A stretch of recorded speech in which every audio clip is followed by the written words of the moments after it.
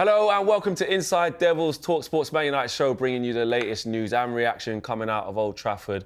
And after our third defeat to Tottenham this season alone, we have a mountain of topics to discuss. Joining me to try and answer what on earth is going on is the Guardian's Jamie Jackson and talkSPORT's Angelina Kelly. Good to see you guys. I mean, it's a total mess. A James Maddison tap-in was enough to get Spurs their third win over Manchester United this season in all comps. And what's going on? What's going on? It was bad, wasn't it? It was bad. It was one of those where I feel like a draw would have... I mean, Spurs won it and that's that, but I feel like a draw could have been fair. I feel like we did have some chances, but I think when you're looking at it and Joshua Zirkzee / I think like De Ligt had some good moments, but Joshua Zirkzee's your best player. It wasn't great at all. Very, very sad viewing, very boring game, just waiting for something to happen. And you find, you know, Amorim's using this excuse of, oh no, we were chasing a goal, so that's why I didn't make any subs. It's like, why is he lying to us? Like, he always makes subs, like, normally between either at half-time or by the 60th minute. And I just got a bit frustrated that you bring a player on with 3 minutes of injury time or something, don't even get a touch of the ball. Don't really think that was the best decision from him. But yeah, you're just becoming numb to it. Same old, isn't it? Yeah, it is the same old. It continues. Jamie, welcome to the show for your debut in here. Person. In person, which is great to have you, mate. Amorim said after the game that his job is so hard. How much of the issues of what's going on now are in his court versus the wider context and the mess that is Man United? Yeah, I mean, this is the question. He's responsible for what goes on in the field. He cannot have taken this job. He didn't think he could do a lot better than this. Listen, you zoom out and then you look at the club and the whole INEOS situation. Actually, mess is the word. I think it's a polite word, really. It's a bit of a crisis, really, if you actually think about all the 100%. Stuff that's going on. I'm a little bit surprised in Ruben Amorim because he comes across, and I think he's a very intelligent, articulate man. And why I mention that is I'm sure that must feed into how he speaks to players, how he looks at football and himself. So what I'm surprised about is this thing about this system. On the one hand, a few clubs play 3-4-3. Crystal Palace came there and did a number on United, playing a very nice 3-4-3. So I'm thinking, I don't care which Joe Bloggs players you've got, they should be able to adapt to it. But something's not working, is it? Whether it's himself giving off the sort of vibe that I don't think you lot are quite good enough or adapted to this, so this is like getting in their heads. He's got to do better. Not because he's a miracle worker. I'm not asking him to make United like challengers or even top six, you know, however you want to describe that.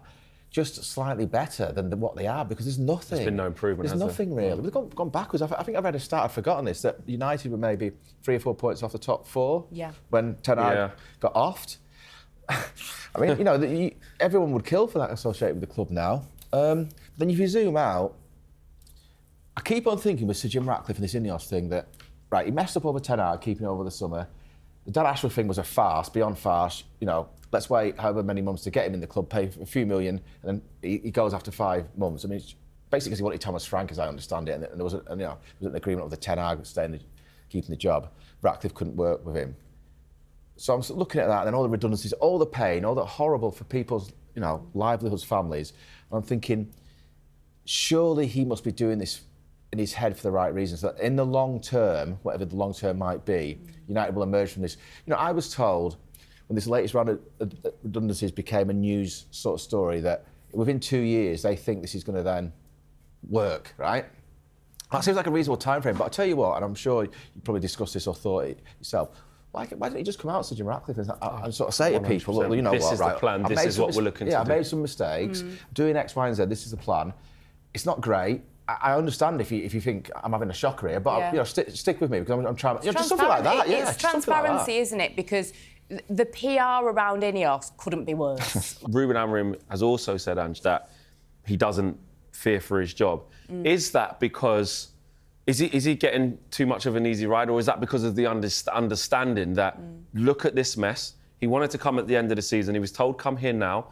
He wasn't exactly supported in the January transfer window, really. We are, like Crookie said many times, and I agree, our squad's actually weaker after the January window has closed. And maybe that's better for the long term because you have to start initiating the exit packages because Man United can't get quick deals done. So Anthony, Marcus Rashford, Terrell Malacia, those players probably aren't going to have a future. So you have to initiate that now. But in the short term, it weakens the squad. And we didn't get any other attackers in. Is he... Do you understand why he's comfortable in his job? Because he's basically saying, listen, I'm not going anywhere now. This is going to be awful. I'm going to be here in the summer, no matter what. Yeah. And we can go from there. I want him to be comfortable in his job because I feel like, what do you do next? You've paid all this money to get rid of Ten Hag and bring him in. What are you going to do? Keep him for half a season and then get rid because it's still not working? Who else, realistically, would you bring in? I think this is the situation with Man United is Ruben Amorim's not just having to deal with players that aren't good enough, that have got a terrible mentality, with powers that be that are new to the club and old powers that be that we all know are quite difficult, but he's creating a tactical identity, which Manchester United haven't had in a very, very long time. That should be the job of somebody like a Dan Ashworth, who he gave his opinions and they got rid of him. And I don't know, Jamie, if you know more about this, but I think about in Wilcox, what is his role? Because he was supposed to be sort of taking over from stuff like that. But I feel like Amorim is single-handedly trying to push this identity on Man United that they've not had for probably a decade. It's a big job. It's not just getting the players to play right. It's this whole thing. We kind of nailed something there. I think that's interesting. That Ashworth is supposed to be, or was supposed to be, the executive or the person in that role, sporting director, who kind of oversees, the strategy, how the team plays. With Wilcox, technical, sort of executing that, making sure that actually happens. That's the whole point of having a sporting director because, I shouldn't really have to spell this out to United, basically, to Jim Ratcliffe or whatever, but, so you don't have sort of instability in terms of the manager, and it doesn't really, and so to get rid of that person, then not officially replace him, I think you're right. I think Jason Wilcox has taken over that. But to be honest, if you ask me who the sporting director is, I'd say it's Jim Ratcliffe. If you ask me who the chief executive is, it's Jim Ratcliffe. Yeah. It just is. He's there all the time. He was there, let me get this right, I think he was there last Friday, for example, just at Old Trafford in a box meeting some people. That's up to him. It's his, it's his club and all the rest of it. But what I'm saying is he's there on the ground all the time. And this 3-4-3, is this going to be Manchester United's mode of play for the next 10, 15 years? Well, Gary Neville said they look like under-9s with this system. And I know that's quite eccentric. Do you think Amorim's causing problems of his own? Are you just I think it's counterproductive what's going on here. Because the reason why I sort of said that then about is this going to be the way the United play for the next 10, 15 years? If not, why is it going on now? If it is, fair enough. But if so, you've got to have a coach who is able to sort of, Sir Alex Ferguson started off with 4-4-2, then sort of played 4-5. He messed around, he tweaked when he needed to. Basically, the best managers can adapt. Well, yeah, for me, that should be your mode of play and adaptability. Yeah, you have a base, right? Yeah. But within that, okay, today we're going to play 4. And it shouldn't be a big deal. It's always become sort of like a massive thing. Oh, this is the system and it has to work, otherwise. It's like, wait a minute, you're a football coach. Football's a relatively simple game. Listen, I've never played at any sort of level or coached, but I observe a lot, as I know we all do. And you don't have to really be a rocket scientist to look at. Guardiola's played 5 at the back, wing back. That's not his system, but he's done it when he had to. I think in his first season, more than any other time, but he did it because he looked at it and thought, I need to do something here. What's wrong with that? There has been, and this is where, like, as fans, and this is where the conversation really, really widens, because some fans are saying, a lot of fans are saying, well, we asked Erik Ten Hag to come in with a philosophy and a style of play. He ditched those principles after basically getting destroyed against Brentford at 4-0. And we pretty much never saw what he really wanted to do again and never went back to a specific style. And the biggest criticism of Erik Ten Hag is, what Man United tried to do? They've got no style of play. They've got nothing that's identifiable. They've got nothing that you can predict before the game of this is how they're set up, this is what they're trying to do, and this is what we'll probably see. Then INEOS bring a manager like Ruben Amorim here for that system. He's been employed by INEOS for that. Because I remember when Erik Ten Hag said, when people said, play the Ajax way, we want that, what we saw in that Champions League run. He went, can't do that, I haven't got Ajax players. Then proceeded to buy a whole load of Ajax players. So that's where we're coming from. And all the United fans, and all the scrutiny is, what on earth are you doing? What do you mean you can't play the Ajax? Apparently a lot of fans said, he lost me then. This guy's come in and said, I will give you that sport. That is what I do. And I'm not moving. If I have to weed out the crap, if I have to weed out the players who are not good, I will take the pain now until I get what I want. And then it's almost like, as fans, sometimes we're talking out of both sides of our mouth. Which one do we want? Do we just want someone who keeps changing, depending on the system, but then we go, don't change for these players. These are the same players that in 4-3-3, 4-2-3-1, 4-4-2 under Eric Ten, they were awful. They were getting laughed out of the place. We lost to Bournemouth, we lost to Fulham, I remember a game against Burnley under Vincent Kompany last year. Xander Berg was having the luxury of the whole pitch. And we're going, what is this? So let's not act like, let's revert back to something that was really working. It was the worst, that was also the worst Man United team we've ever seen.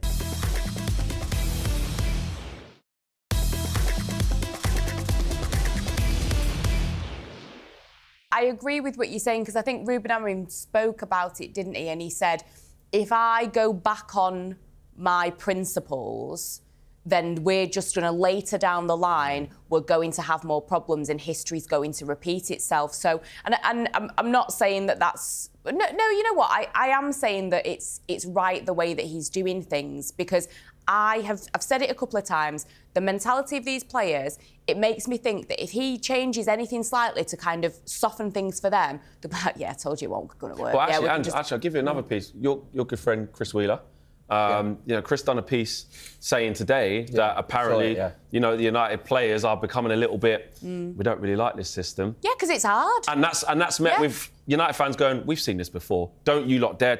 Ruben, stay strong. Do not give in to them.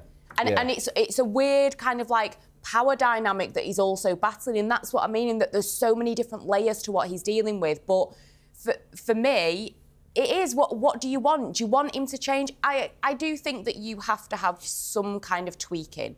Yeah, I do think that, and I think we've said that before, of, you know, like maybe does he just, for one game, try a back four, for example, because the formation can be tweaked, but I just think the second he deviates from anything, it's just going to potentially cause more problems. And he's very aware that people have come in with a style of play, they backtrack, it doesn't work, and he's maybe thinking, I need to just keep with this. I completely agree with you.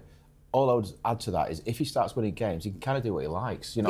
Then he can tweak, can't he? Because then people are like, okay, it doesn't matter. And maybe so that's the problem. That's what I'm sort of saying. Yeah, maybe. Just find a way. Yeah. Don't know, just to give yourself a bit. I really want him to succeed. I always say this about each manager since Ferguson. I really thought this was the right appointment, this guy. But actually, out of all of them, and maybe it is because I'm, you know, sort of new still. He's the latest one through the door. But I do think he's the most exciting you've had since Ferguson because of his profile. You know, he's 39, 40, he's 40 now, but on the rise. Look at that sporting team. Was at that game when they took apart City, you know, earlier in this season, the Champions League, where it's 4 or 5-1. So we've seen something. Yes. There. You've seen what happens if you can allow him to build the system. Exactly. I know it's not as transparent. Where, exactly. It's not as transparent as, see, look, you did that in the Portuguese League. But allow the principles to truly be embedded into a squad. Support him, INEOS, in bringing in players. You know, like, I'm not saying Patrick Dorgu is the answer to everything, of course not, but I'm saying players of that up and coming, there's reports about Giovanni Chienda, these types of players who really fit what he wants. Yes. Allow that and then judge him. What I have seen, which does happen in the United fan base, as we know, online and the hysteria, we're emotional. We say, right, get Eric Ten Hag out, and the next guy, we've got to stand by him, like, just eat, no matter how bad it gets. Weed out the players. Doesn't matter if we finish 10th, 12th, you know, just get rid of them. We've seen the Leopards, as Roy Keane says, Leopards don't change their spots. But then what happens when the results comes? We don't really have the stomach for it. We're like, it's understandable, human beings. Exactly, because then we change, and then we're like, and then we lose sight. So really what's happening is there's this up and down emotion, and which is taken away from the wider project of we have to stick with this. And I think when you pull into that, the Sancho situation, the Rashford situation, the INEOS situation, the season ticket prices, the redundancies, when you rope all of this in together, you can understand. Yeah, it is. It's absolute chaos. You're right. On the Spurs game, though, I actually thought, if I'm honest, you could see why it was. I think by the time we kicked off, it was 14th against 15th, wasn't it? By the time I think it was. Yeah, it was. Yeah. Wasn't a lot in it really. It was two poor Garnacho teams. Could finish. Garnacho should have scored. We had enough chances to score at least a couple, at least get a draw out of that game. Yeah, and this is where I do have some sort of... It's fine margins when we do lose. Exactly, and I have a lot of empathy for Amorim or any coach, because he can't go into the press conference afterwards and say, well, if Garnacho could actually finish today... No, I mean, he can't not going to throw him under the bus. So he's got to take all this on, and it goes... You know, I mean, it's just... Looking at that performance, it could have gone the other way. And, you know, because Postecoglou afterwards, I wouldn't say he was crowing, but it was almost like he'd won, you know, the league, the way he was talking about it. And so annoying, I mean, you know, again, he's doing it maybe just for the public. But it's just a big sigh of relief for them because he's 100%. under. Yeah. 100%. I mean, you know, you sort of said it then about which side of the mouth do fans speak out, and it's the same to do with patience and time. Everyone thinks in football, yeah, this person needs time, Ruben Amorim in this case, but when it actually comes to it, the time is very, very short, and that's why you hear people like him, other coaches, sort of saying, I need to win, because he buys time, obviously. 100%. He said that from the first day, didn't he? What my stance is, I think he should have come into, I've got these principles, but my principles actually are 3-4-3, 100%, but within that, expect the odd bit of T-word. That little bit of flexibility would have been nice now to it see, almost feels like, as you're saying, Angelina, he's not going to be a man of principle if he does change it, which is obviously not true, but it's just he's got himself. Can I ask you this, Jay, actually? We spoke about this on, I think it was last week's show, when Ryan brought it up on a show with Ali McCoist about basically the United legends not really helping. And it's actually ironic that we thrashed this out, didn't we, Ange? Yeah. And Gary Neville's proceeded to go on and really be really critical of Amorim, on a personal, as a manager, rather than the whole institution, rather than INEOS, this, that and the other. Yeah. And it wound a lot of Man United fans up. I saw online saying, what good does he think that does? You know, he didn't have the same energy when Ollie was under the bus. Like, how do you see it in terms of legends coming out and being really scathing and saying what they see? Listen, you've got to remember, I'm not a fan of Manchester United. Yeah, so that's why you're a good person to ask. Yeah, I've not got that investment. I didn't think he was overly harsh, Gary Neville. I thought what he was saying when he was identifying the midfield, the gap between Casemiro and... Bruno. Yeah, Bruno. And I was looking at it thinking, crumbs, yeah, he's right. I mean, there's acres there, relatively speaking, for a top-level football game. You know, I've heard him be critical. I do think he does seem to leave... I mean, maybe he's done it on other occasions, but I was a bit surprised he wasn't then sort of saying, yeah, that's going on, but wait a minute, look at the absolute what's-it-hand he's been dealt by INEOS, the club. Interesting, you know what I mean? that, everything going on behind the scenes, with all the redundancies. I mean, there's, people feel a lot of pain there. It's like when anyone loses their job, it's horrible. So all that's going on, I don't care who you are, what club you are. You can't win anything if it's like that. You just can't. It just can't, because the whole it is culture a club. of the environment. It's called a club because 100%. everyone's connected. It's like a family. It sounds a bit cheesy, but it's true. It is. Especially United. Well, no, we go in there. We see these same people. They're nice people, like your friends, right? Yeah. And we don't work with them, so it's going to have an effect if any sort of proper person. So it's very difficult. It's dysfunctional. Yeah. So, and when he said it's our responsibility, I thought, crumbs, that's really good of you to say that. Brave, but you don't have to say that. It's not your, it's not your fault people are getting sacked. Yeah. You know what I mean? I know what he's getting at, but he's only just walked through the door in terms of like the results. Yeah, he's literally walked into this mess. He hasn't been complicit. So, I mean, it's an absolute what's it of a situation for everyone. How do you feel about it, Andrew? Gary Neville was saying, Ruben's angry. I'm not really sure who he's shouting at. He was really going in on him. Do you agree with that? Was that a fair assessment, or do you think, like what Ryan is saying, he actually has more of a point than maybe what we were discussing last week? I think it's a fair assessment to an extent, because it wasn't a good game of football, and I was frustrated that I get that your bench is mainly small children, but small children. Try something. Massive. I know, yeah, true. I say that of like barely 5'5". Second Code's massive as well, but I know you mean. But it's like, do something, because as much as people are saying, you shouldn't put these kids into such a toxic environment. You've got professional footballers with loads of experience. They've got international experience, and even they're struggling in this situation. But a lot of these kids that are now with under-21s, they won, I think, about 3 trophies with the under-18s. They've had, I think, their last 8 domestic games they've won. So these kids have got a bit more about them when it comes to, just trying to make something happen, trying to get a win, trying to create something.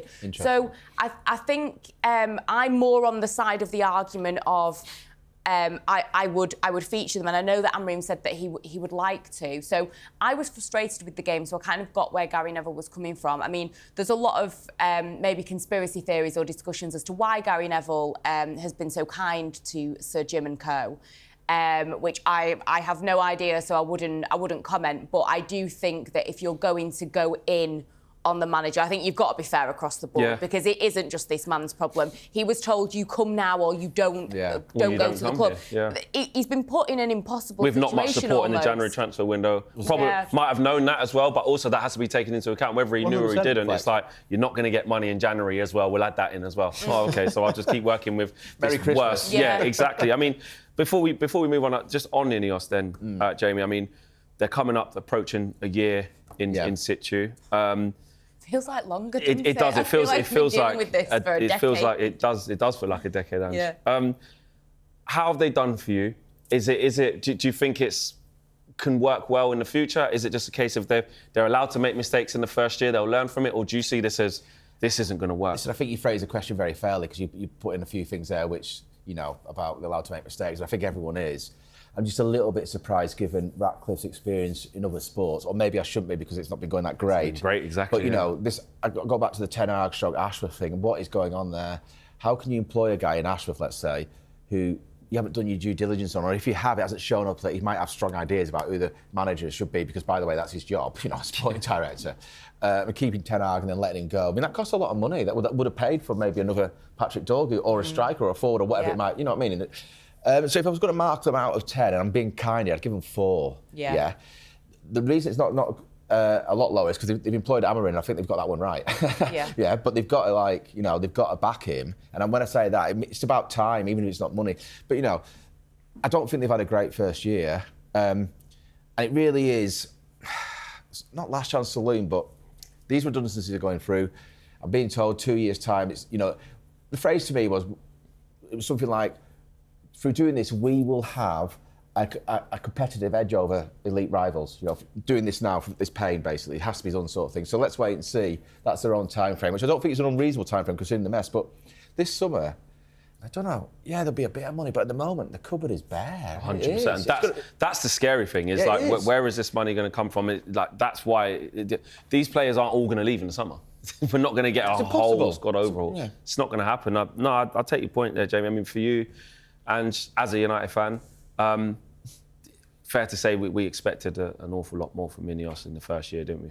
Yeah, I'd probably say similar of 4 out of 10, because as much as, like you said, Jamie, it's not great in other sports, but this whole ruthless Sir Jim Ratcliffe, I think that he's just been ruthless in the wrong areas. And I don't understand, and I'm not a financial expert, but I don't understand how these little bits and bobs of penny pinching that he's doing, how it's actually going to add up. I remember reading something about, stopping stewards getting a £50 bonus or something like that. The amount of the years, the decades it would take for that money to even have a dent in Manchester United, it's insignificant. Versus the effect it has on the morale of the workforce. And that's the thing that really kind of scares me about this situation, is to you're not getting anything from something like that. I think also for me, I watch a lot of women's football. They're second in the WSL. If that continues, they're going to be looking at hopefully playing Champions League football. They're still in a cup competition. And that's not with the greatest of support from INEOS as well. Exactly. Yeah. And, fans are talking about it. And Sir Jim Ratcliffe has not been to a game at Leigh Sports Village where they play. I think some people, I think Omar Brada might have been there or something like that. For them to be playing at a cup final at Wembley and he can't be bothered to show up, things like that for me personally sting.